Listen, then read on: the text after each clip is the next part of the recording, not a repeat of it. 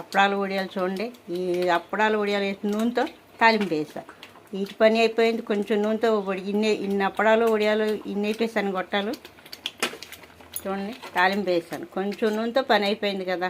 మళ్ళీ ఇదొక తాలింపు, ఇదొక నూనె, అదొక నూనె వేసుకోకుండా చక్కగా తాలింపు సరిపడా నూనె వేసుకుని అప్పడాలు వడియాలు వేపేసుకుని అందులో తాలింపు వేసుకుంటే సింతే పని సింపుల్ అయిపోయింది. ఈ కూర ఏంటి అనుకుంటున్నారు? సొరకాయ తాలింపు అండి.